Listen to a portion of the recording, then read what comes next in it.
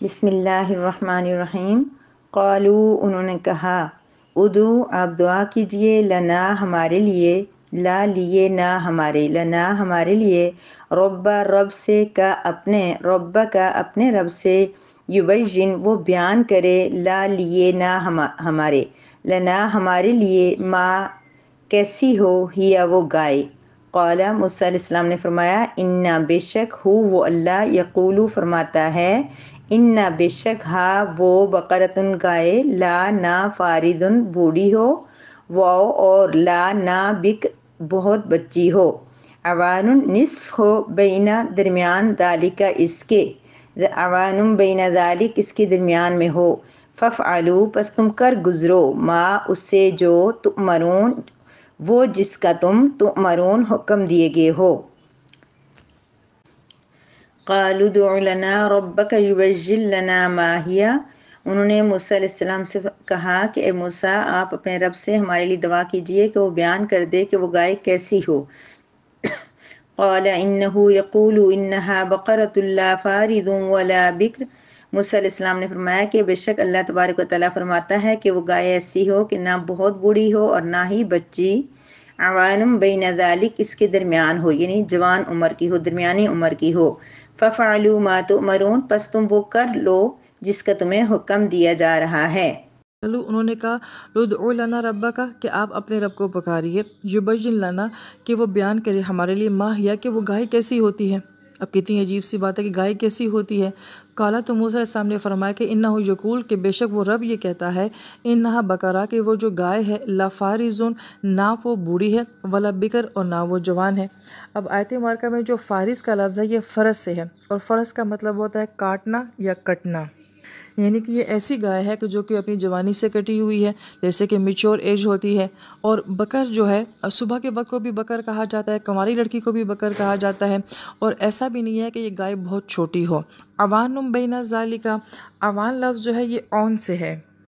اور اون کا مطلب ہوتا ہے مدد کرنا، یعنی کہ یہ گائے ایسی نہیں ہے کہ جو بہت بوڑھی ہو اور آپ کو دودھ نہ دے سکے تو آپ کی کوئی مدد نہیں کر رہی ہے گائے، اور نہ ہی اتنی چھوٹی ہے کہ آپ اس کے اوپر کوئی بوجھ نہ لا سکیں تبھی یہ آپ کی مدد نہ کر سکے، تو یہ دونوں کے درمیان میں ہے، یعنی کہ اچھی مضبوط اسٹرانگ گائے ہے جو ہر طرح سے مدد کرنے والی گائے ہے۔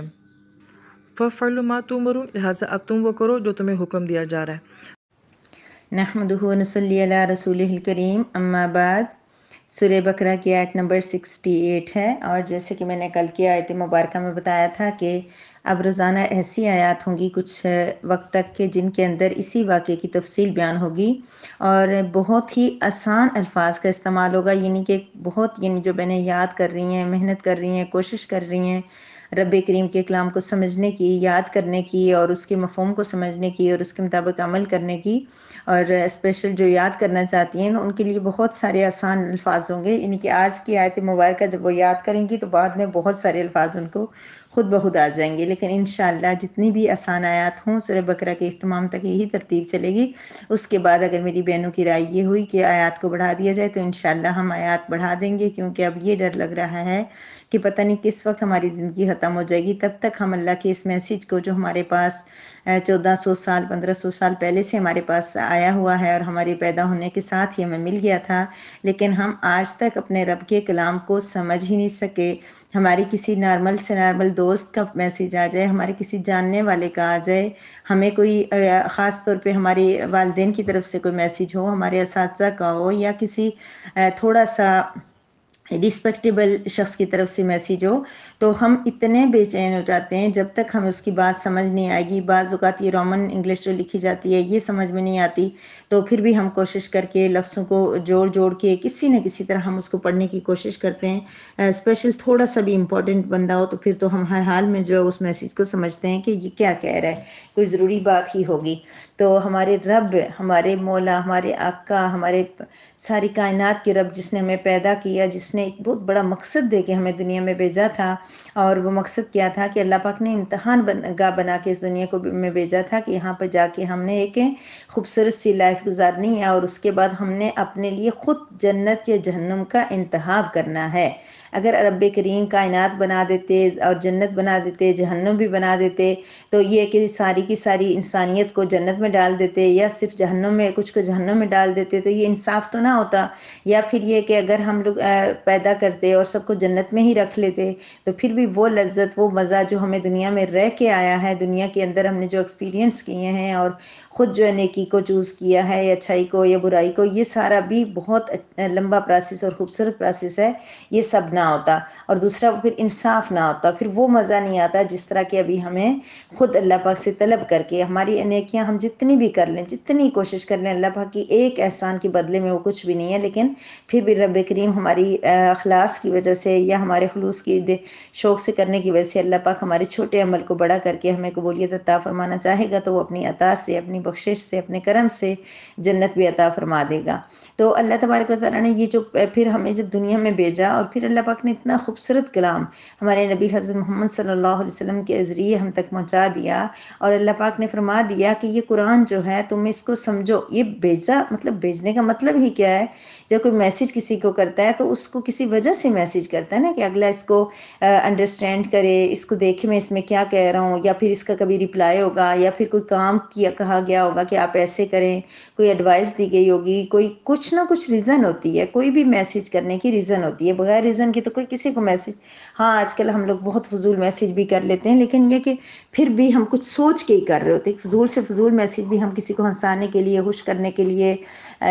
یا کسی بھی ریزن سوچ کے کوئی کرتے ہیں۔ تو رب کریم نے اتنا خوبصورت یہ 30 پاروں پہ مشتمل 6666 آیات پہ مشتمل قرآن کیا ہمیں ایسے ہی بھیج دی ہے؟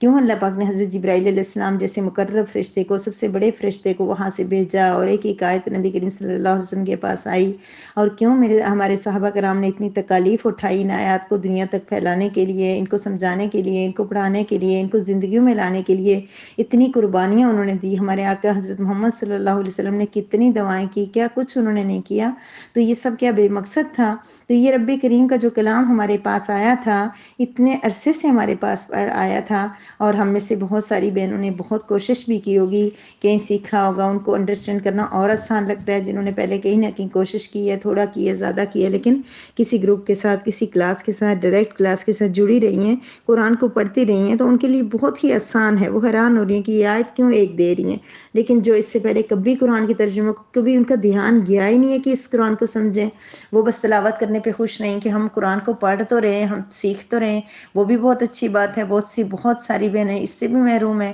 کہ ہم لوگ تجوید ہماری اچھی ہوئی یا نہیں ہوئی، لیکن کوشش کی بات کر رہی ہیں کہ بہت ساری بہنیں اس کوشش سے بھی محروم رہی ہیں کہ اپنے قرآن کو تجوید کے ساتھ اچھی طریقے سے پڑھ لیں۔ بڑا افسوس ہوتا ہے جب ہم بڑی عمر کے کسی اپنے عزیز کو دیکھتے ہیں کہ وہ جب یہ بتاتا ہے، یہ بات شیئر کرتا ہے کہ بیٹا مجھے تو قرآن پڑھنا نہیں آتا، میں کیا اس پہ انگلی پھیرتے ہوئے، انگلی سے پھیر کے غور سے دیکھتا رہوں تو مجھے ثواب ملے گا؟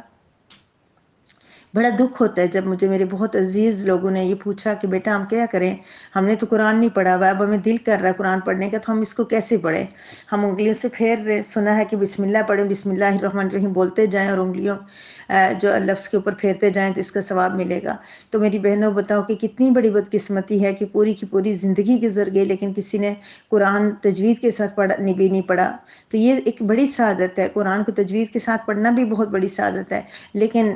جو جتنا مقرب ہو جاتا ہے، جو جتنا عزیز ہو جاتا ہے اللہ کے، جو قرآن کے ساتھ جتنا لگ جاتا ہے، تو اس کی ذمہ داریاں بھی اتنی بڑھ جاتی ہیں۔ پھر جو میری بہنیں اللہ کے قرآن کے ساتھ جڑ گئی ہیں تو ان کی ذمہ داری صرف تجوید پڑھنا نہیں رہ گئی، ان کی ذمہ داری رہ گئی ہے کہ اب وہ قرآن کو مفہوم کے ساتھ پڑھیں، وہ ترجمے کو یاد کریں، وہ سمجھیں۔ تو آج تک جو بہنیں اس سے محروم رہی ہیں، جنہوں نے کبھی بھی اس بات کی کوشش نہیں کی، تو ان کے لیے پھر یہ ہے کہ اللہ پاک نے ان کو اب جوڑ دیا ہے، اب اللہ پاک نے جوڑ دیا ہے تو وہ جڑی رہیں، وہ کوشش کرتی رہیں۔ اگر ان کو لگ رہا ہے کہ وہ نہیں سن سکتی لیکچرز، 15-20 منٹ وہ نہیں دے سکتی، تو کم از کم وہ لیفٹ تو نہ کریں نا، وہ اس کو دیکھیں، وہ کوشش کریں۔ اگر ان کو کوئی اور گروپ مل رہا ہے جو ان کو لگ رہا ہے کہ ان کے لیے ٹھیک ہے، تو پھر وہ جائیں، ضرور جائیں۔ بہتر سے بہتر آپشن چوز کرنے چاہیے، اور قرآن کے لیے تو ہمیں 1000 آپشن چوز کرنے کرنے چاہیے، 4 گروپ بے وقت جو ہے وہ ہمیں اٹینڈ کرنے چاہیے، ایڈ ہو کے پھر بندہ چیک کرے، جہاں سیٹسفائیڈ ہو، جہاں صحیح لگے وہاں پہ رہ جائے، لیکن لگے رہیں، چنیں، کریں، تجوید ترجمہ کرو، مفہوم سمجھیں۔ اب آپ نے نہیں چھوڑنا، اب آپ آ گئے، ایک مرتبہ آ گئے تو اب آپ کو سمجھ آ گئی ہے کہ اپنے رب کے کلام کو سمجھنا ہے، آپ نے اس کو یاد کرنا ہے، آپ نے اللہ کے اس میسج کو پڑھنا ہے۔ تو بات پتہ نہیں کہاں سے چلی تھی کہ پھر ہم آیات کو بڑھا دیں گے، کیونکہ ڈر یہ لگ رہا ہے کہ یہ نہ کہ ہماری زندگی ختم ہو جائے اور ہمیں قرآن کا مفہوم نہ پتہ چلے، پھر جب ہم اللہ میاں کے سامنے جائیں گے تو اللہ پاک کہیں گے آج تو تم میرے پاس آ گئے ہو، مجھ سے مل رہے ہو، اب تم مجھے دیکھنا چاہتے ہو، مجھ سے بات کرنا چاہتے ہو، لیکن میں نے جو تم سے بات کی تھی، میں نے جو کلام بھیجا تھا اس کو تو تم نے نظر انداز کر دیا تھا، اتنا پیارا خوبصورت کلام میں نے تمہارے پاس بھیجا تھا، تم نے اس پہ کیوں نہیں عمل کیا؟ اس وقت ہم اللہ کو کیا جواب دیں گے؟ اس وقت تو ہم لالچی انسان ہیں نا، ہم خود غرض ہیں، اس وقت تو ہمارا دل چاہے گا کہ ہم اللہ کا دیدار کریں، ہم اللہ کو دیکھیں، اللہ سے بات کریں، اللہ پاک ہم سے بات کرے، لیکن آج بھی اللہ ہم سے بات کر رہا ہے۔ اللہ نے اس قرآن میں دیکھیں آپ نے کتنی بار اب تک پڑھ لی ہے کہ اللہ پاک کہہ رہے ہیں کل اب کہہ دیجئے، پھر اللہ ہمیں مخاطب کر رہے ہیں کم کم تم، کم کا مطلب کیا ہے؟ تم کا مطلب کیا ہے؟ تم، تو ہمیں اللہ تعالیٰ مخاطب کر کے ہم سے باتیں کر رہے ہیں نا، لیکن ہم نے تو اللہ کی باتوں کو سمجھا ہی نہیں تھا، اب ہم اس کو سمجھیں گے انشاءاللہ۔ تو وہاں پہ اگر اللہ پاک پھر ہم سے یہ کہیں گے کہ آپ نے قرآن پڑھا ہی نہیں، تو انشاءاللہ اگر اللہ میاں کے پاس جانے سے پہلے اگر ہم اس کوشش کے اندر ہی لگے رہے، ہم قرآن کے ترجمے کو کہیں بھی کسی بھی پلیٹ فارم پہ اگر ہم اس کو سمجھ رہے ہیں، اس کو سن رہے ہیں، اس کا ترجمہ یاد کرنے کی کوشش کر رہے ہیں، تو پھر کیا ہوگا کہ ہم اس کے درمیان میں اگر ہم اللہ پاک سے مل گئے، ہماری یہ دنیا کی عارضی زندگی ختم ہو گئی، تو پھر کم از کم یہ ہوگا کہ ہم اتنا شرمندہ نہیں ہوں گے، ہم اتنا شرمندہ نہیں ہوں گے اگر ہم نے کسی کا میسج آ جائے بہت دنوں تک ہم نہ اس کو رپلائی کر سکیں، وہ ملے اور وہ کہے کہ آپ نے میرا میسج نہیں سنا، تو کتنی شرمندگی ہو جاتی ہے، کتنا پھر وہ بندہ نہیں اپنی وضاحت کر پاتا کہ میں بہت مصروف تھی، میں کیوں نہیں آپ کا میسج دیکھا، کیوں میں نے رپلائی نہیں کیا۔ تو رب کریم کے پاس پھر جب ہم جائیں گے تو ہم کہیں گے اللہ ابھی ہم سمجھ رہے تھے نا، پھر آپ نے ہمیں اپنے پاس بلا لیا، اب ہم کوشش کر رہے تھے۔ تو پھر ہم سورہ بقرہ کے اختتام کے بعد انشاءاللہ ورسز کو بڑھائیں گے، لیکن یہ کہ وہ بھی آپ کی سہولت کو دیکھ کے، آپ کے وقت کو دیکھ کے، آپ کی محنت کو دیکھ کے، کوئی انشاءاللہ اس گروپ کا سب سے مین جو آئٹم تھا، جو مین جو آپ کے ساتھ پرومس تھا، وہ یہ تھا کہ آسان الفاظ ہوں گے، کم ٹائم ہوگا، آپ کا وقت نہیں لیں گے، وقت قیمتی وہی ہے، سب سے قیمتی وقت وہ ہے جو ہم قرآن کو دے رہے، لیکن پھر بھی ہمیں لگتا ہے کہ ہم جو گھر کے کام کاج کر رہے ہیں، ہم جو ذمہ داریاں دنیا کی نبھا رہے ہیں، ہم جو جابز کر رہے ہیں، یہ ساری بہت ضروری ہیں، تو وہ چیزیں بھی اپنی جگہ ضروری ہیں، لیکن 24 گھنٹے ہمارے دن رات میں ہوتے ہیں، اس 24 گھنٹے میں سے 20 منٹ ہم نے اس قرآن کو دینا ہے، باقی ٹائم انشاءاللہ نماز کو بھی دینا ہے، تلاوت کو بھی دینا ہے، سب چیزوں کو، لیکن یہ کہ باقی کام بھی ساتھ کرنے ہیں۔ تو آپ کی ساری سہولیات کو مد نظر رکھتے ہوئے انشاءاللہ اس کے بعد چھوٹی آیات کو 2 یا 3 کی صورت میں بڑھا دیا جائے گا، لیکن یہ کہ جو بہنیں محنت سے ابھی سے یاد کر رہی ہیں ان کے لیے بالکل مشکل نہیں ہوگا، ان کو وہاں جا کے بہت آسانی ہو جائے گی۔ ابھی بھی بہت ساری بہنیں وہ کہتی ہیں کہ ابھی ہمیں بالکل فوراً ہمیں یاد ہو رہا ہے، ہمیں وہی لفظ واپس آ رہے ہیں، اب ہمیں مشکل نہیں لگتا۔ اس لیے جو بہنیں نہیں بھی یاد کر رہی ہیں وہ کلاس کے جب لیکچر سنیں اس کے بعد وائس میسیج کو 2-3 بار اب تنگ تو ہوں گی یہ آواز سن کے، لیکن یہ کہ قرآن ہے اور اس کو بار بار سن کے اس ترجمے کو یاد کرنے کی کوشش کریں، یہ رب کریم کا انعام ہے ہم سب پہ، یہ ہر کسی پہ نہیں ہے۔ بہت لوگوں کو، میں آج مجھے بڑا افسوس بھی ہو رہا تھا، میں پہلے بھی بار بار کہہ چکی ہوں کہ اپنے عزیزوں کو اگر آپ ایڈ کرنا چاہتے ہیں تو پہلے ان سے پرمیشن لیں، ویسے بھی یہ رول ہے کہ کسی کو کسی بھی گروپ میں ایڈ کرنے کے لیے پہلے اس کو بتایا جاتا ہے، ان کو یہ جو میرا لنک ہے وہ شیئر کریں، اس کے اوپر سارا لکھا ہوا ہے کہ اس کی کتنے منٹ کی کلاس ہوگی، اس کا طریقہ کار کیا ہوگا، یہ کس چیز کا گروپ ہے، وہ بھیجیں۔ پھر جو چوز کرتا ہے، خود سلیکٹ کرتا ہے، جو سوچتا ہے کہ میں اللہ کے قرآن کو پڑھ کے دیکھوں یا میں اس گروپ کو جوائن کر کے چیک کر لوں کہ اس میں کیا کچھ ہے، اگر مجھے ٹھیک لگتا ہے تو کروں، پھر وہ لیفٹ کرتے ہیں تو کوئی مسئلہ نہیں، لیکن جب آپ اتنے نمبر اپنے شوق سے، مجھے پتہ ہے آپ کے اندر ایک لگن ہے، فکر ہے اپنے عزیزوں کی، لیکن جب آپ اس طرح ایڈ کرتے ہیں اور پھر وہ سارے فوراً کے فوراً لیفٹ کرتے ہیں تو پھر افسوس ہوتا ہے کہ یا اللہ، یہ قرآن سیکھنے کے لیے لوگ آئے تھے، پھر کیا وجہ ہوگی کہ یہ واپس چلے گئے؟ کیا ان کو ہم سے نہیں کام کر سکے، ان کے مرضی مزاج کے مطابق ہم ان کو اللہ کا کلام نہیں سمجھا سکے، ہم ان کو نہیں بتا سکے؟ تو اس لیے یہ بات یاد رکھیں کہ آپ پہلے قائل کریں دوسروں کو قرآن پڑھنے کے، ان کا ذہن بنائیں، یا پھر ان سے پرمیشن لے کے ان کو ایڈ کریں، تاکہ کوئی بندہ جو ہے قرآن کی طرف آئے تو کم از کم ایک دن تو دے، ایک گھنٹہ تو دے، 1 منٹ تو دے، تو پھر اس کے بعد وہ لیفٹ کر لے، تو اس لیے پھر کوئی پرابلم نہیں ہوگی۔ بہرحال یہ آیت مبارکہ 168 جس میں موسیٰ علیہ السلام کا واقعہ میں نے آپ کو پہلے بتایا تھا کہ جب ایک آدمی کا قتل ہو گیا تو انہوں نے اس کے قاتل نے کیا کیا کہ دوسروں پہ الزام دھرنا شروع کر دیا، جیسے ہمارا بھی ہے یہ کہ ہم جب کوئی بھی مسئلہ خراب کر لے، غلط ہو جائے ہم سے، تو ہم فوراً دوسروں کے اوپر الزام لگا دیتے ہیں۔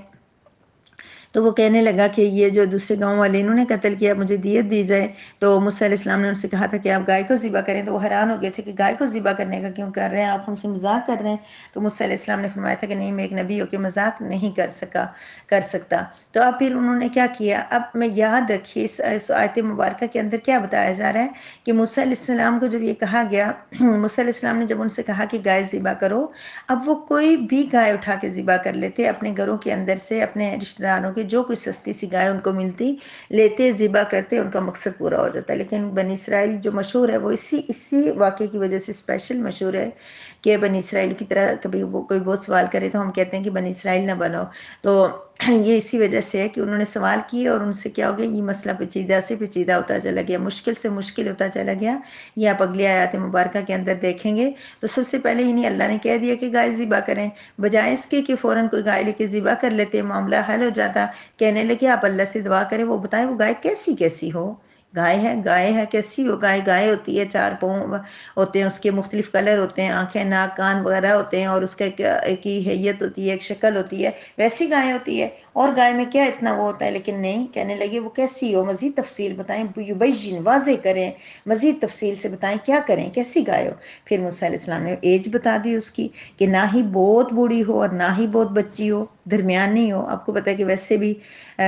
ہر لحاظ سے جو ہے درمیانی عمر کو، جوانی کی عمر کو پسند کیا جاتا ہے۔ تو ایک طاقت اور صحت کی حالت میں اور خوبصورتی اور ہر لحاظ سے، جانور ہو یا انسان ہو، درمیانی عمر جو وہ پیاری اور خوبصورت ہوتی ہے۔ اللہ تعالیٰ ہماری بچیوں کی یہ درمیانی عمر خوبصورتی والی اور حیا والی، شرم والی، عزتوں والی بنائے۔ تو وہ کہنے لگے کہ جو ہے جوان عمر کی